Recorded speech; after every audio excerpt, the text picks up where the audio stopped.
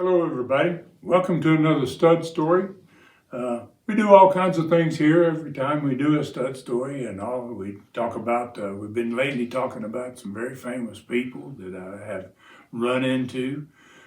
We talk about everything from plane wrecks and the great world champions, NWA world champions, and so today I want to talk a little bit about my studcast and just kind of an update for those people that have listened. They're going to be aware of this, but I'm going to talk a little bit about something that's coming up in the future there. But for those that don't, I would sure like for you to watch. I know that here on YouTube, you're going to see this. Obviously, every studcast is on there right away. The day that they come out, they go right to YouTube. It's one of the first places you can find them. So I've been talking about all kinds of different things. We're in 1978, and the studcasts go week to week. We're in about the middle of October of 1978, and every week we talk about what is the main match in the Southern Territory, which is southeastern Gulf Coast. Used to be the old Gulf Coast Territory. And then we talk about what's going on. One card, usually the Knoxville card in Knoxville, which is southeastern Knoxville, up in the northern part of the territory. So, we've been doing this since for quite a long time now, probably for more than a year, close to 2 years. We go 1 week at a time.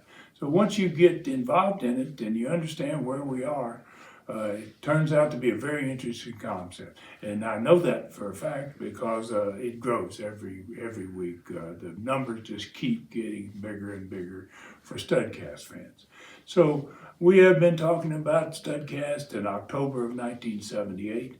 My father has gotten involved down in the South Territory, in the Gulf Coast Territory. My father actually built that territory in 1954. I went there as a 6-year-old little boy in the first grade, and my dad built the territory along the Gulf Coast, basically from about Tallahassee west to New Orleans, and along the Gulf Coast, and then up north, Dothan, Alabama, and a few other cities that were not on the Gulf Coast themselves were as part of that territory. And he comes back in an episode that we just did recently, number 272, and he is there and involved very highly. I'd just turned babyface. I'd been healed in that southeastern Gulf Coast territory. Bob Armstrong was the top babyface. I was the top heel.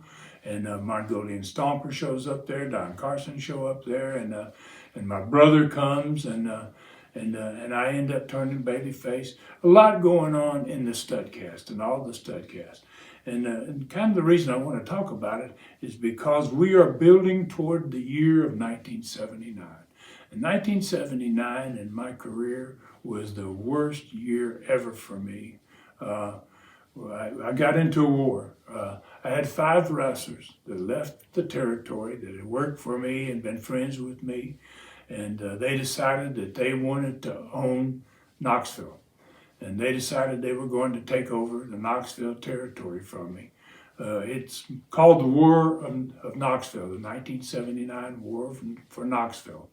And so it's going to be, I've been talking about it in each one of the last probably 6 or 8 studcasts, just a little bit here and there. But we are going to get into it. Once we get into 1979, that's going to be our obvious focus for about 40 weeks there. We're going to be strongly into what's going on between All-Star Wrestling, which is the company that's going to be competing with Southeastern. Southeastern is going to be operating in the Coliseum. All-Star is going to be operating in Chilhowee Park. And it's eventually going to build to be a point to where I'm going to sell Southeastern Wrestling to the Atlanta promotion, owned by Jim Barnett, extremely famous promoter all over the world, including Australia. He's going to buy me out. And it's about that time frame that these 5 guys, I'm not going to mention the names now, but they're going to do a video, and they're going to call it Plan B Video. And it was a video that I think they planned on using if they failed. And if they weren't able to win the war and take over Knoxville, then they were going to leave that part of the country. They'd have to, because they weren't going to be making any money, because their towns and their promotion wasn't going to be doing very well. So they were going to use this video that they're going to call Plan B video to potentially kill wrestling in 1979, not just in Knoxville. And the war itself pretty much did that in Knoxville, in that southeastern area in the north. But to kill wrestling across the country and around the world, professional wrestling, 1979. So it's going to be a tremendously interesting subject, and as always, I want to thank everybody for your support and your continuing to watch everything we do here on YouTube, and you know darn well that if you've been over there and take a look at ClassicContinentalWrestling.com, the streaming channel, it's just getting very, very loaded with such great stuff. And I'm so proud of the fact that we have all these wrestling shows from Southeastern, from Continental, and from USA. And 90% of them now are in the order they were originally produced. And I'm so proud of that, because you can follow the storyline, which is so important to professional wrestling back in those days. It wasn't just the matches. It wasn't just a television program. It was a continuing athletic soap opera, basically. And there's a storyline to every TV.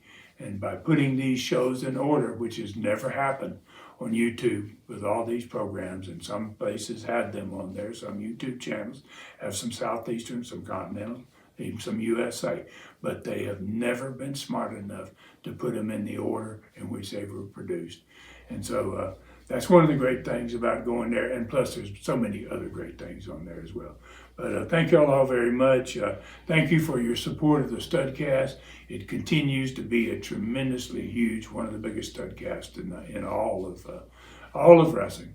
And thank you so much for allowing me to come into your home and be a part of your life. And I hope you take a look at ClassicContinentalWrestling.com and join us for some of the greatest old school wrestling of all time.